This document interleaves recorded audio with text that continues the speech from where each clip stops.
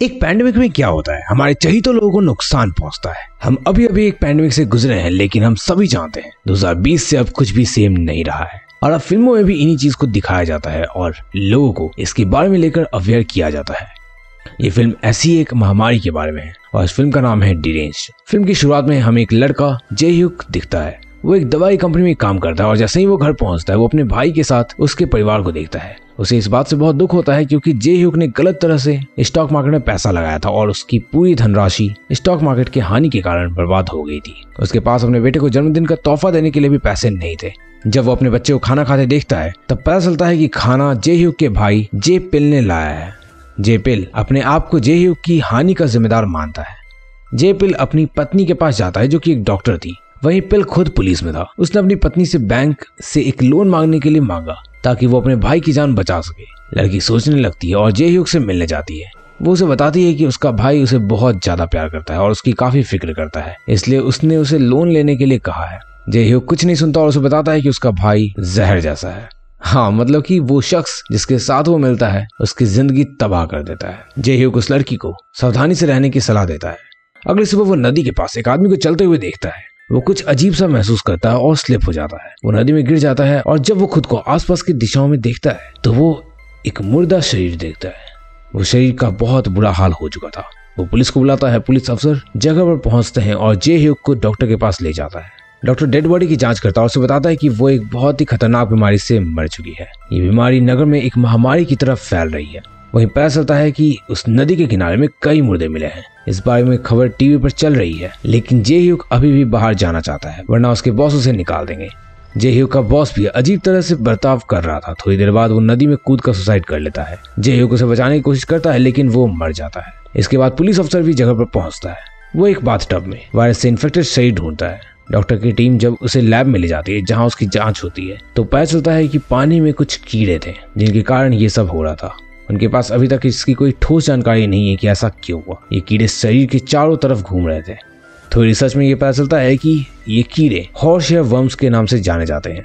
ये इंसानों में बीमारियों के लिए जिम्मेदार होते हैं। ये कीड़े इंसान के शरीर में कीड़े के रूप में पैरासाइट की तरह रहते हैं। उनको खाना, पानी और घर भी मिलता है इंसान के शरीर में। जब ये कीड़े इंसान के शरीर में पैदा होते हैं तो उनको निकालने के लिए एक जलयुक्त जगह की जरूरत होती है। ये कीड़े बहुत खतरनाक होते हैं। ये इंसान के दिमाग में भी इन्फेक्शन फैलाते हैं। इसके बाद लोग पानी के लिए दौड़ते हैं और अगर वो पानी में गिर जाते हैं तो वो मारे जाते हैं और ये बीमारी का लास्ट स्टेज होता है। लोगों को खुद को मुक्त करने के लिए पानी की जरूरत होती है। सरकार लोगों को बीमारी के बारे में जानकारी दे रही थी। सरकार बीमारी के लक्षणों की घोषणा करती है और लोग में सभी सिम्टम जैसे कि प्यास और भूख रहना दिखने लग गया था। लोग ऐसे खाने पीने लगे थे जो कीड़े के लिए था लेकिन इंसान के लिए बिल्कुल भी सुटेबल नहीं था। सरकार ने हर हॉस्पिटल में शिविर की व्यवस्था का भी ऐलान किया था। अगर किसी को भी प्यास और भूख लगे तो वो उसकी जांच कराने के लिए वो झील या नदी के शिविर में भी जा सकते हैं। जब जे ह्यूक लौटता है तो उसकी पत्नी उसे बताती है कि वो भी झील गया था। जे ह्यूक के परिवार को भी बहुत प्यास और भूख लगी थी और सबसे बड़ी प्रॉब्लम अब ये थी कि अब उसका परिवार भी इसी बीमारी से जूझ रहा था। फिल्म में हॉस्पिटल और मेडिकल कैंप्स भी दिखाई देते हैं। लोग अपने और अपने परिवार के लिए दवा के लिए लड़ रहे थे। सरकार और डॉक्टर्स लोगों को एंटी पैरासाइट दवाएं दे रहे थे। ये दवाएं पेट में कीटाणुओं को मारती है। एक मरीज पर यह दवाएं प्रयोग की गई थी लेकिन उसका प्रयोग असफल हो गया था। उसकी पत्नी ने उसे बताया कि उसके भाई का परिवार भी संक्रमित हो गया है। शहर में डेड बॉडी चारों तरफ पड़ी हुई है। तभी वहां एक मरीज बताता है कि विंडासोल नाम की दवा इसके लिए काफी ज्यादा इफेक्टिव है। वो पूरी तरह से उसकी वजह से ठीक हो चुका है। इसका मतलब कि इस बीमारी को ठीक करने के लिए दवा है और वो है विंडासोल। सब लोग विंडासोल खरीदने के लिए अब दवाई वाले के पास जाते हैं पर दवाई की स्टॉक खत्म हो गई थी।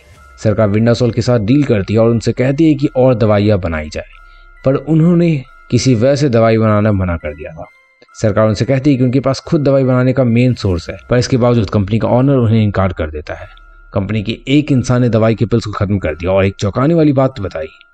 कंपनी 5 साल पहले रिसर्च कर रही थी। जैसा हमें पता है पैरासाइट्स बहुत खतरनाक होते हैं। कंपनी के रिसर्चर्स इस बात को 5 साल पहले से जानते थे। उस इंसान ने बताया कि वो पैरासाइट को कंट्रोल कर सकते हैं। कंपनी इस बीमारी को ठीक करने के लिए दवाई बनाने वाली थी लेकिन एक और कंपनी ने इस कंपनी को खरीद लिया था, इसलिए उन्हें रिसर्च को बीच में ही रोकना पड़ा। रिसर्चर्स ने विंडासोल लेवल की दवाई बनाने का एक प्लान बनाया। वो सारे लोगों को झील में छोड़ देंगे जिससे बहुत सारे लोगों को बीमारी हो जाएगी और विंडासोल की शॉर्टेज होने लग जाएगी मार्केट में। जब वो विंडासोल मार्केट में लाएंगे तो उनका शेयर तेजी से बढ़ेगा और ये कंपनी फिर से विंडासोल खरीदने का प्लान बनाएगी। अब ये सब चल ही रहा था कि तभी एक आदमी को अपने भाई की फैमिली को बचाने का प्लान आता है। वो विंडासोल की स्टॉक के बारे में पूछता है और स्टॉक के बारे में उसे मालूम पड़ जाता है। लेकिन जब वो आदमी दवाई खरीदने जाता है तो किसी और ने स्टॉक में आग लगा दी थी। जे-हयूक का हाल और भी इससे खराब हो चुका था क्योंकि उसकी आखिरी उम्मीद भी अब खत्म हो गई थी। कंपनी के सीईओ ने स्टॉक को सरकार को बेच दिया, लेकिन देश के राष्ट्रपति इस बात से असहमत थे क्योंकि उसके लिए पैसा महत्वपूर्ण नहीं था, इंसान की जिंदगी उसके लिए ज्यादा इंपॉर्टेंट थी। इसलिए उसने कंपनी को खरीदकर विंडासोल बनाने का प्लान बनाया। अब जे-हयूक की पत्नी उसे फोन करती है जो कि आइसोलेशन में थी। उसे पानी और खाना नहीं मिल रहा था क्योंकि अगर वो खाना या पानी लेगी तो उसका पेट बहुत ज़्यादा उससे अफेक्ट हो जाएगा और उसकी मौत भी हो सकती है। उसकी पत्नी उसे फ़ोन करती है और उसे दवाई लाने को कहती है, वरना वो जल्द ही मरने वाली थी। वो आदमी जो विंडासोल खरीदने के बाद ठीक हो गया था, उसके प्लान के अकॉर्डिंग सब जांच परख के चले जाते हैं। वो कंपनी के हाल और दवाई की स्थिति देखने आए थे। वहीं पुलिस और सरकार को सच्चाई का पता होता है। कंपनी के सीईओ को पकड़ लिया और विंडासोल की फॉर्मूला सभी कंपनीज को दे दिया और उनसे कहा कि विंडासोल 1 हफ्ते के अंदर बना करके मार्केट में सप्लाई करना होगा, लेकिन इस समय में कई लोग मर सकते हैं। जे-हयूक को याद आता है कि अगर विंडासोल काम नहीं कर रहा है तो सारी दवाई की रॉ मटेरियल भी विंडासोल की दवाई की तरह ही काम करेगी। अगर दवाई यहाँ अवेलेबल नहीं है तो कोई प्रॉब्लम नहीं है। फिर उसने अपने साथ कई लोगों को लेकर उस जगह पर जाना शुरू कर दिया जहाँ से दवाई की रॉ मटेरियल ईजिली अवेलेबल हो सकती थी। इस तरह वो अपने परिवार के साथ कई बच्चों की जान भी बचा लेता है और देश की स्थिति को धीरे धीरे सुधारने लगता है। फिल्म के अंत में दिखाया जाता है कि जे-हयूक अपने पूरे परिवार के साथ खुशी खुशी समय बिता रहा था।